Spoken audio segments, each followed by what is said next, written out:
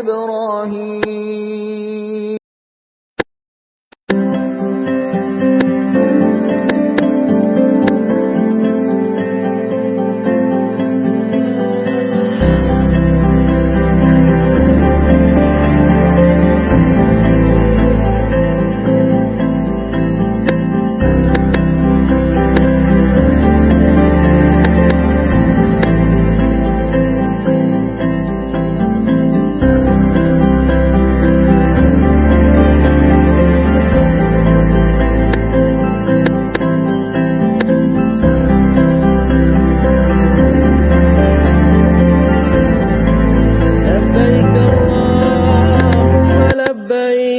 لبيك لا شريك لك لبيك إن الحمد والنعمة لك والملك لا شريك لك.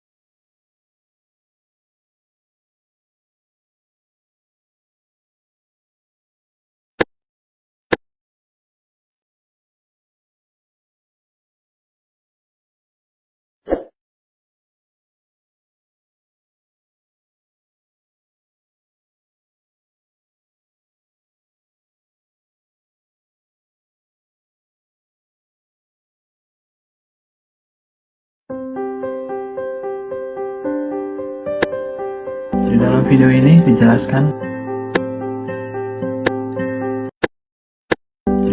ini dijelaskan bagaimana alur pelaksanaan ibadah haji secara bertahap dari mulai hingga selesai. Yuk simak dengan baik. Yang pertama ada ihram, adalah berniat mengerjakan ibadah haji atau umroh. Ditandai dengan mengenakan pakaian ihram yang berwarna putih dan membaca labbaik Allahumma hajjan bagi yang haji atau labbaik Allahumma umratan bagi yang berniat umroh. Setelah itu berlakukan larangan-larangan ihram. Makna lain dari pakaian ihram adalah bahwa pakaian itu menunjukkan lambang, pola, kecenderungan, status, dan perbedaan. Pakaian menciptakan batasan, tanggal yang menyebabkan perbedaan antara orang-orang, sehingga sering melahirkan diskriminasi dan tindakan tidak adil lainnya. Selanjutnya adalah wukuf. Wukuf artinya berhenti. Karena istilah wukuf adalah berkumpulnya semua jamaah haji di Padang Arafah pada tanggal 9 Zulhijjah, dari mulai tergelincir sampai terbenamnya matahari, dari zuhur sampai maghrib. Wukuf adalah puncak dan sebesar-besarnya haji, seperti sabda Rasulullah, haji adalah wukuf pada hari Arafah. Hadis dari riwayat Bukhari dan Muslim. Hikmah wukuf adalah mengingatkan kita akan kematian dan hari kebangkitan saat kita dikumpulkan di padang mahsyar dengan berbekal amal kebaikan selama hidup di dunia. Selanjutnya adalah setelah matahari terbenam pada hari Arafah, jemaah haji bertolak menuju Musdalifah untuk bermalam. Semua jemaah haji beristirahat untuk mengumpulkan kembali energi dalam rangka persiapan melempar Jumat esok harinya. Mabit dan istirahat di Musdalifah itu bagi pasukan tentara yang sedang menyiapkan serangan. kerikil itu bagikan menyiapkan senjata dalam rangka berperang melawan musuh hati manusia, yaitu setan dan yang terkutuk. Hikmah yang dapat diambil dari mabit Mustalifah adalah bahwa dalam menghadapi segala sesuatu orang memiliki persiapan. Selanjutnya adalah Jumrah Aqabah. Disebut juga Jumrah Kubro, yaitu jumrah yang paling dekat dengan Makkah sekaligus sebagai batas antara Mina dan Makkah. Pada tanggal 10 Zulhijjah, setiap jamaah haji mesti melempar jumrah ini 7 kali lemparan, yaitu setelah mereka melakukan wukuf di Arafah dan bermalam di Musdalifah. Kemudian pada tanggal 11, 12, dan 13 Zulhijjah, mereka melempari jumrahnya lagi setelah mereka melempari jumrah ula dan usa secara urut. Selanjutnya adalah tahallul, yang dilakukan dengan bersyukur, merupakan penegasan selesainya masa ihram. Bersyukur bermakna membersihkan diri dari segala hal yang kotor, membersihkan hati dari sifat-sifat tercela, serta membuang pikiran buruk yang tidak bermanfaat. Selanjutnya adalah tawaf, yaitu mengelilingi Ka'bah sebanyak 7 putaran, yang dimulai dari rukun Hajar Aswad dan berakhir di rukun Hajar Aswad pula. Ka'bah merupakan pusat ibadah umat Islam. Umat Islam sholatnya menghadap ke arah Ka'bah.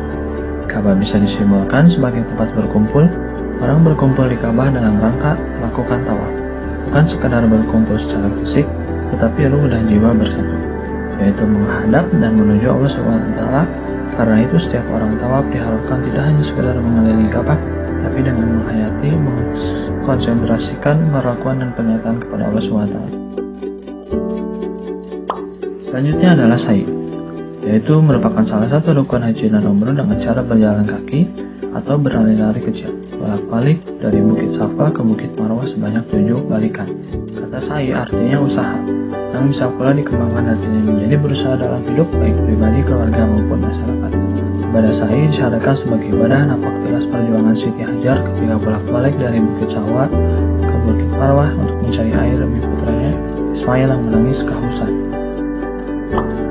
Selanjutnya ada bermalam atau mabit di Mina pada hari-hari tasyrik, yaitu tanggal 11, 12, dan 13 Zulhijjah, termasuk pagi-pagi dimulai dari sore hari sampai fajar subuh atau paling sedikit 2/3 malam. Selama mabit di Mina, jamaah haji akan melemparkan jumrah ula, witsah, dan Aqabah. Hikmah di balik mabit dan Mina melempar jumrah adalah sebagai simbol perlawanan kita terhadap syaitan. Selanjutnya yang terakhir adalah tawaf wada. Setelah melakukan rukun-rukun ibadah haji, sebelumnya tawaf wada menjadi ibadah penutupan sebelum menyelesaikan tahapan ibadah haji. Setelah melakukan pelaksanaan ibadah haji, jamaah telah dianggap selesai dengan bisa memakai baju sehari-hari kembali dan menuju ke tanah air.